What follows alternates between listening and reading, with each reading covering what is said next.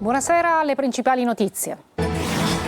Scappato il pericolo sull'Etna, è tempo delle polemiche, chiesto un tavolo tecnico per la sicurezza sul vulcano. Il sindaco di Belpasso Caputo dice sfiorata una nuova Pompei.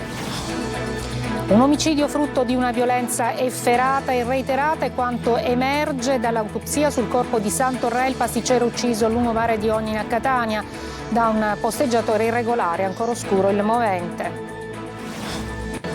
A Catania sul corso Sicilia aumentano i controlli nel parcheggio AMTS, l'area sorvegliata da carabinieri e polizia municipale. A Palermo blitz antimafia, azzerato il mandamento di Portanuova che gestiva gli affari illeciti di droga e scommesse clandestine, 16 arresti.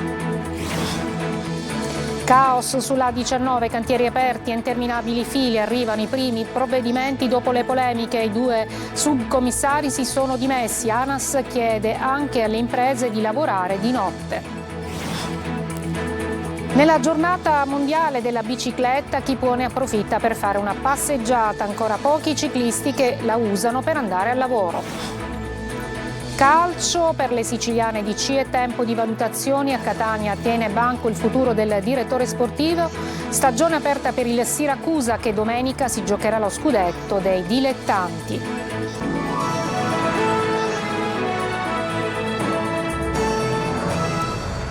Eccoci, buonasera. Ha scampato dunque il pericolo sull'Etna, è tempo delle polemiche. L'imprenditore Morosoli invoca controlli ad Etna Nord che definisce terra di nessuno, chiesto un tavolo tecnico per la sicurezza sul vulcano. E il sindaco di Belpasso Caputo dice anche sfiorata una nuova Pompei. Tonino De Mana. Scampato il pericolo sull'Etna, dove si è sfiorata una nuova Pompei, arriva il tempo delle polemiche, con la necessità di regolamentare il turismo sul vulcano in nome e per conto della sicurezza. Non le manda a dire Francesco Russo Morosoli, patron di Funivie dell'Etna. Non può esistere che tutti gli operatori che fanno le escursioni in quota abbiano delle regole proprie. C'è chi le segue, come la Funivia dell'Etna, come Etna Sud, e invece a Etna Nord, dove è terra di nessuno e dove vige la più assoluta anarchia. E purtroppo le immagini di ieri lo hanno dimostrato. Morosoli invoca un tavolo tecnico per migliorare il sistema di gestione del turismo sull'Etna. Io chiedo fortemente un tavolo tecnico dove si possa parlare del sistema Etnas, implementandolo anche a Etna Nord, coinvolgendo anche gli altri operatori, e chiedo anche sanzioni durissime per noi operatori, perché chi sbaglia deve pagare. Credo che ormai sia assolutamente necessaria una nuova perimetrazione del comprensorio di Etna Nord. Si è rischiato grosso sull'Etna. Le immagini del crollo di una parete del cratere hanno fatto il giro del mondo, con un'immensa nube ardente che correva veloce sul fianco del vulcano. Ieri si è corso un rischio importante, ritengo sia stata una giornata davvero fortunata, perché poteva avvenire la perdita di vite umane, avremmo vissuto una Pompei in diretta. Per fortuna il sistema di allerta Etnas ha funzionato alla perfezione. Alle 5:30 del mattino l'allarme è stato recepito dai 13 sindaci dei comuni interessati, dalle forze dell'ordine e dal consorzio delle guide turistiche. Vietato oltrepassare quota 2500, ma nessuno a vigilare, nessuno ad intervenire e i turisti intenti a scappare si trovavano ben oltre quota 2800. Ergastolo e isolamento diurno per 2 anni è la richiesta avanzata dalla Corte d'Assise di Catania, dal procuratore aggiunto Fabio Scavone e dal sostituto Fabio Platania per Leonardo Fresta, il panificatore accusato di aver ucciso la convivente Deborah Pagano nel luglio del 2022 nella loro abitazione di Macchia, una frazione di Giarre. La coppia aveva anche una bambina, allora che aveva 7 anni, e che il giorno della morte della madre era a casa della nonna materna. Oggi l'autopsia sul corpo di Santorrè, il pasticcere ucciso lungomare di Catania da un posteggiatore irregolare, ancora oscuro il movente. Sentiamo Lorena Dolci. Un omicidio frutto di una violenza efferata e reiterata è quanto emerge dai primi risultati dell'autopsia sul corpo di Santorrè, il pasticcere di 30 anni accoltellato a morte a Piazza Mancini Battaglia a Catania. L'esame condotto dalla dottoressa Monica Salerno sembra confermare le prime analisi dei PM, secondo cui la vittima è stata colpita più volte al tronco, all'addome e agli arti superiori con un coltello. Nonostante le gravissime ferite, il pasticcere è riuscito a fuggire in direzione del Bar 40 per per chiedere aiuto, ma i soccorsi sono stati inutili. Il suo assassino, John Obama, 37 anni, originario dello Zimbabwe e già noto per comportamenti violenti, è stato fermato dalla polizia dopo una breve fuga, con le mani e i vestiti ancora sporchi di sangue, mentre pronunciava frasi sconnesse e ripeteva il nome della vittima. Contro di lui prove schiaccianti, oltre a questo filmato anche 2 testimoni oculari. L'uomo si è avvalso della facoltà di non rispondere davanti al GIP, che ha convalidato l'arresto. Resta ancora scuro il movente di tanta ferocia. Venerdì scorso il pasticcere, cognato del titolare, stava tornando con 2 granite a casa a Mascalucia, dove lo aspettavano la moglie e una figlioletta di pochi mesi. L'aggressione a metà della rampa che conduce al porticciolo di Ognina. I 2 si conoscevano bene. Il giovane papà aveva spesso dato del cibo a quel posteggiatore abusivo che utilizzava varie identità anche per sfuggire al foglio di via che aveva ancora in tasca, ma a cui non aveva mai ottemperato. Nonostante lo shock, il sit-in in programma per ricordare la vittima è andato deserto. Domani alle 16:30 i funerali nella cattedrale di Catania, mentre poco prima sul caso si riunirà il Comitato per l'Ordine e la Sicurezza. Davanti alla terza sezione penale collegiale del Tribunale di Catania si è tenuta la nuova udienza del processo per lo stupro alla Villa Bellini, avvenuto il 30 gennaio del 2024, nel quale è rimasta vittima una ragazzina di 13 anni con il suo fidanzato, all'epoca dei fatti 17enne. Per la violenza furono arrestati 7 egiziani, 2 minorenni. 2 di questi sono già stati condannati, uno a 12 e l'altro a 4 anni, con rito abbreviato come esecutori materiali dello stupro. Un altro è stato condannato con rito ordinario a 7 anni. Oggi pomeriggio davanti al presidente collegiale Santino Mirabella sono stati ascoltati gli altri 4 egiziani del branco, che si sono difesi testimoniando che era loro intenzione difendere la ragazza mentre era chiusa in bagno con i condannati. Il processo di primo grado, ormai alle battute finali, è stato aggiornato al prossimo 1° luglio. Restiamo a Catania, le nostre telecamere ormai fisse su Corso Sicilia dopo i tanti servizi. La morte di Santorre ad Ognina aumentano i controlli nel parcheggio MTS. In mattinata un nuovo sopralluogo anche del sindaco. L'area sorvegliata da carabinieri e polizia municipale. Tonino De Mana. L'ondata emotiva per la morte di Santoré, i nostri servizi continui e pressanti su Corso Sicilia e dintorni, l'esasperazione di automobilisti e residenti contro i parcheggiatori abusivi organizzati in bande che chiedono soldi anche per acquistare alcolici o crack. Si vedono nel piazzale che barcollano, si esibiscono in balletti o in strane esternazioni, uno di questi addirittura sotto lo sguardo del sindaco trentino. È un'emergenza nell'emergenza quella che si vive nel centro storico di Catania, dove ogni giorno si contano decine di auto danneggiate. Vetri in frantumi per 2 motivi. Non hai pagato il pizzo al parcheggiatore di turno, oppure per arraffare quel che c'è sulla macchina e monetizzare per acquistare la droga. Mentre eravamo in giro a documentare sentiamo una sirena. Si tratta di un'auto dei carabinieri che interviene a San Berillo per il malore di un extracomunitario, presumibilmente dopo una dose di crack. Nel parcheggio di Corso Sicilia continua l'attività dei parcheggiatori abusivi, che però vedono ridursi notevolmente l'orario di lavoro. Perché? Semplice. Carabinieri e polizia municipale presidiano l'area e intervengono chiedendo documenti, alcuni non li avevano, e chiedendo ausilio per trasferirli in caserma e procedere finalmente al fotosegnalamento. Qualcuno tira un sospiro di sollievo. Qua dietro c'è il Bronx. Il problema non sono le prostitute, il problema è c'è evidentemente tantissima brutta roba che gira. La sera specialmente non c'è nessuno qua, non c'è un presidio, almeno finora non ce n'è stato. Il controllo ci vuole perché comunque sia c'è troppo disordine soprattutto per le donne. Ma bastano i controlli? No.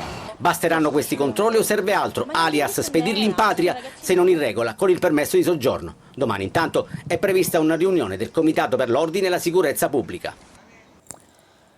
A Palermo un blitz antimafia ha azzerato il mandamento di Portanuova che gestiva gli affari illeciti della droga e delle scommesse clandestine. 16 gli arresti. Marco Gullà.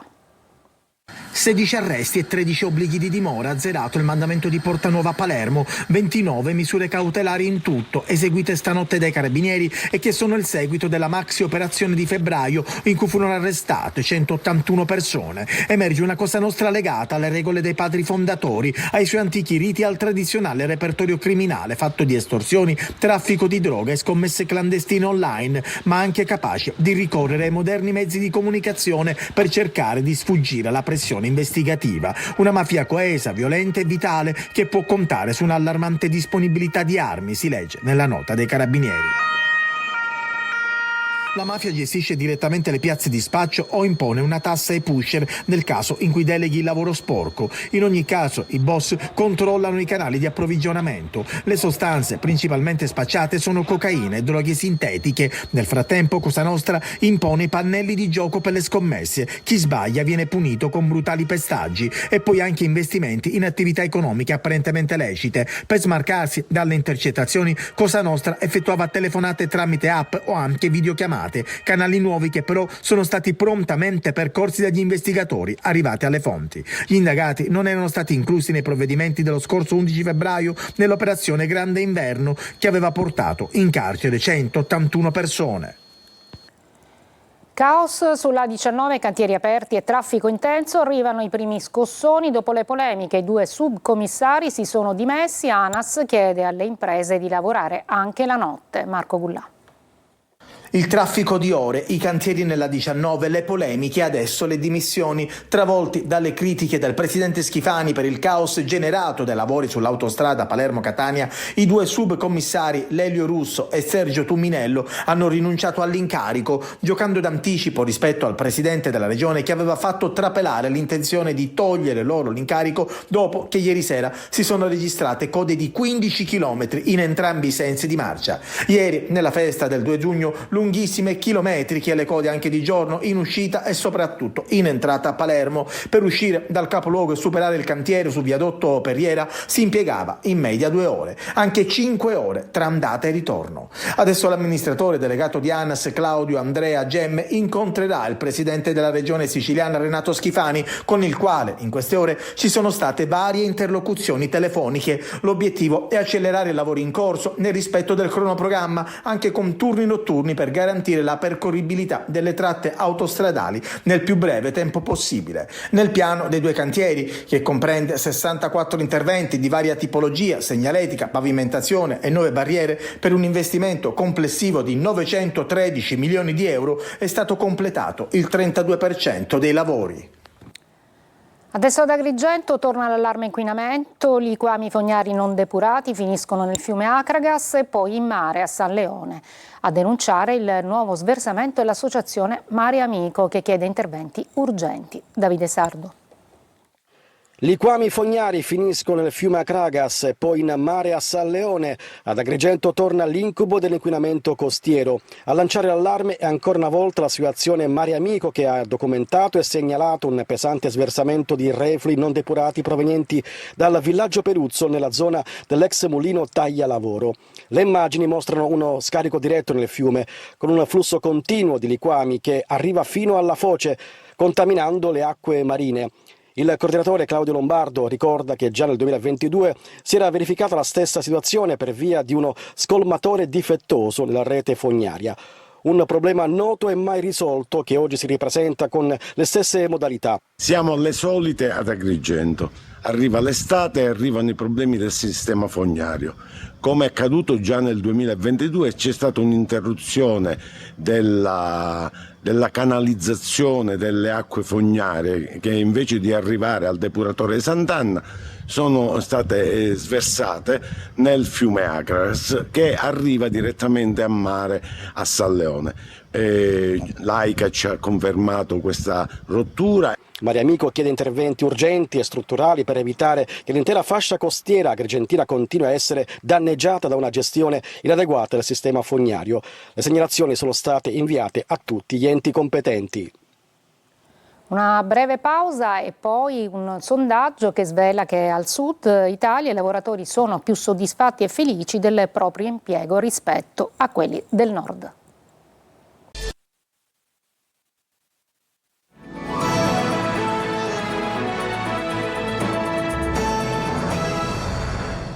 Al sud Italia i lavoratori sono più felici e soddisfatti del proprio impiego rispetto a quelli del nord, lo rivela l'Osservatorio Benessere e Felicità. La qualità della vita ispira così appunto chi lavora. Veronica Barbarino.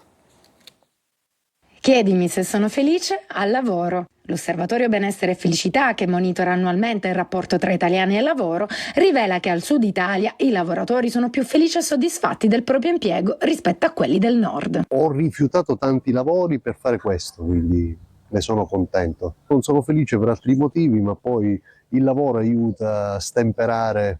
Non cambierei mai la mia terra. Io lavoro di fronte al mare e penso che sia una cosa impagabile. Sono felice di venire a lavorare la mattina, sono contenta, mi trovo bene, è un bell'ambiente. Come si fa a non essere felici con questa vista? La cosa che mi appaga di più farlo soprattutto è lasciare un segno alle persone. Sono felice di avere la mia attività realizzata qui in Sicilia, soprattutto in una zona marittima, e sono anche contento di aver trovato un equilibrio che risponde alle mie esigenze. I dati ribaltano gli stereotipi consolidati. Il sud e le isole, tradizionalmente considerate aree di difficoltà economica, mostrano invece una capacità di trovare soddisfazione nel proprio ruolo professionale, superiore alle regioni più industrializzate. Salute, benessere psicofisico e tranquillità quindi contano più dello stipendio. I soldi non sono tutto nella vita, soprattutto se non c'è la salute. Quelli che ti servono, quindi è una cosa molto soggettiva. Chi vive in Sicilia lo sa, si vive anche di piccole cose. Lavorare per vivere e non il contrario. Questo sembra essere il nuovo principio che ispira i lavoratori. Nella giornata mondiale della bicicletta chi può ne approfitta per fare una passeggiata, ancora pochi comunque i ciclisti che la usano per andare al lavoro. Francesco Aloi. Quanto è comodo andare in bici? Abbastanza, comodissimo, risparmi tanto tempo, è divertente. Dalla musica al cinema, naturalmente passando per la vita di tutti i giorni. Negli ultimi anni, soprattutto nel post-Covid, la bici sta diventando sempre più protagonista. Oggi è la sua giornata. Io ad esempio sono insegnante di motori, ai miei bambini all'elementare dico di venire a scuola in bici. E loro vengono? Alcuni sì. Economica, ecologica e soprattutto salutare. La bicicletta è il mezzo ideale per una mobilità sostenibile. Ridurre il traffico, l'inquinamento, lo stress e migliorare la qualità della salute delle persone. Per FIAB promuovere la bici è promuovere un futuro più sicuro. Sono sempre di più i chilometri di piste o corsie dedicate alle bici. Le strade delle nostre città si stanno trasformando tra favorevoli e contrari, anche se spesso restano deserte, o quasi. Dovrebbe essere sfruttata di più questa situazione di camminare in bici. Ancora non viene accettata da tutti. Secondo l'ultimo report Ipsos, quasi un italiano su due ha una bicicletta. Il 26% la usa per fare sport, ma per recarsi al lavoro la percentuale scende al 10%. Però, se volete evitare il grande traffico, sappiate che una soluzione c'è: andare in bici, sempre che non piova. Una breve pausa e poi lo sport con le valutazioni in casa delle squadre siciliane.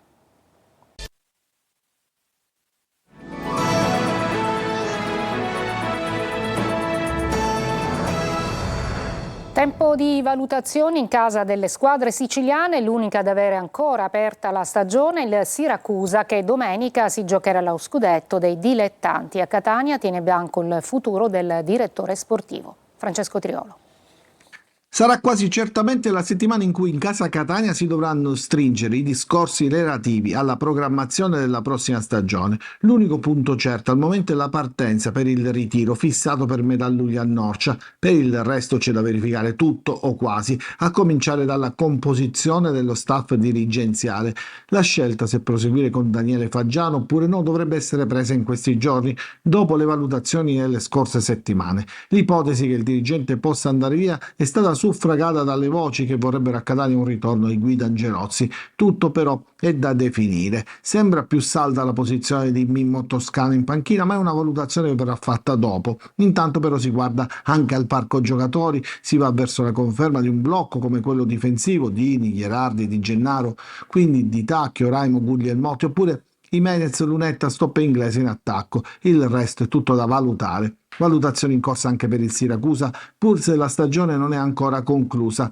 Gli azzurri infatti domenica prossima si giocheranno lo scudetto dei dilettanti in gara unica contro il Livorno in campo neutro, un traguardo che la squadra di Turati vuole a questo punto centrare. Stagione conclusa al Trapani, dove si lavora sul mercato, intanto in uscita diversi giocatori che non hanno convinto, tra questi l'attaccante ongaro arrivato a gennaio, ma senza incidere. Sempre complicata la situazione a Messina, l'ex presidente Sciotto sta starebbe cercando di evitare il fallimento attraverso alcuni pagamenti in extremis prima dell'udienza del 10 giugno, ma pesa il meno 14 in classifica con cui si ripartirebbe l'anno prossimo.